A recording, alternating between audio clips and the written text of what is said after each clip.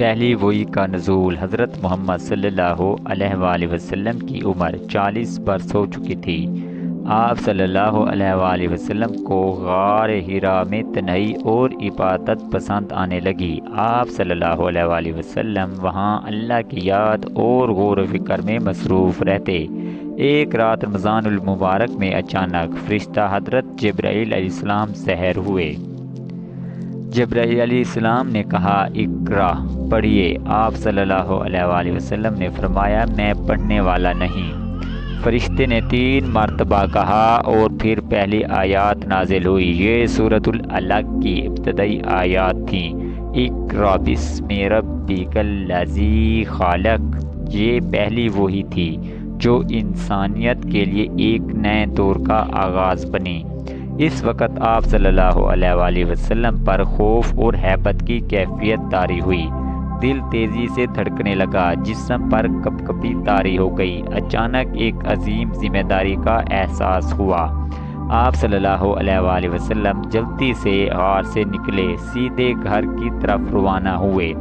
راستے میں بے حد گھبراہٹ محسوس ہوئی۔ گھر پہنچتے ہی اپنی زوجہ حضرت خدیجہ رضی اللہ تعالی عنہا سے فرمایا، مجھے کمبل اڑا دو۔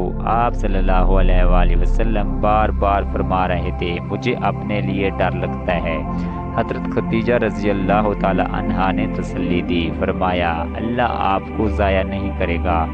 آپ صلہ رحمی کرتے ہیں، یتیموں کی مدد کرتے ہیں، مہمان نوازی کرتے ہیں۔ حضرت خدیجہ رضی اللہ تعالی عنہا نے اپنی رائے دی کہ یہ اللہ کی طرف سے ہے۔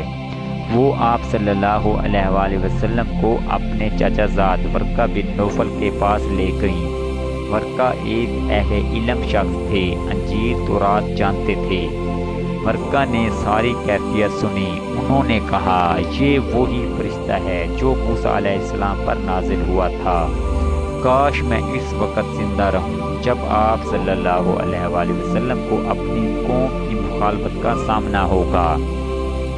اس پر آپ صلی اللہ علیہ وآلہ وسلم نے حیرت سے پوچھا، کیا وہ مجھے نکال دیں گے؟ ورقہ نے کہا، جی ہاں۔ قوم نے مخالفت کی۔ یہ سن کر آپ صلی اللہ علیہ وآلہ وسلم کو مزید ذمہ داری کا احساس ہوا۔ پہلی وحی کے بعد آپ کی عبادت اور فکر میں مزید اضافہ ہوا۔ شروع میں دعوت خفیہ رکھی گئی۔ آپ کے دل پر اللہ کی طرف سے سکون نازل ہوا۔ گھبراہٹ کے بعد ایک عجیب سی طمانینت جگہ لی۔ آپ صلی اللہ علیہ وآلہ وسلم جان گئے کہ یہ اللہ کی طرف سے سچا پیغام ہے۔ وحی کا سلسلہ کچھ وقت کے لیے رکا۔ اس دوران آپ اور زیادہ بے قرار اور انتظار میں رہے۔ بعد میں سورۃ المدثر کی ایک آیات نازل ہوئی۔ اس میں نبوت کا عملی اعلان اور ذمہ داری دی گئی۔ یوں آپ کی نبوت کا آغاز ہوا۔ اس کے بعد آپ صلی اللہ علیہ وآلہ وسلم نے قریبی لوگوں کو دین کی دعوت دینا شروع کی۔ سب سے پہلے حضرت خدیجہ، حضرت علی، حضرت ابو بکر اور حضرت زید نے ایمان قبول کیا۔ یہ سب پہلی وحی کے اثرات اور اس کے بعد کی عملی صورت تھی۔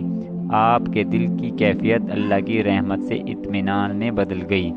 پہلی وحی کے نزول نے آپ صلی اللہ علیہ وآلہ وسلم کو دنیا کا سب سے بڑا رہنما بنا دیا۔ وہ لمحہ دراصل قیامت تک اسلامی کی روشنی کا تھا۔ یہ وحی قیامت تک انسانی کی ہدایت کا سرچشمہ قرار پائی۔ آپ پر وحی کا نزول ایک عظیم انقلاب کا پیش خیمہ ثابت ہوا۔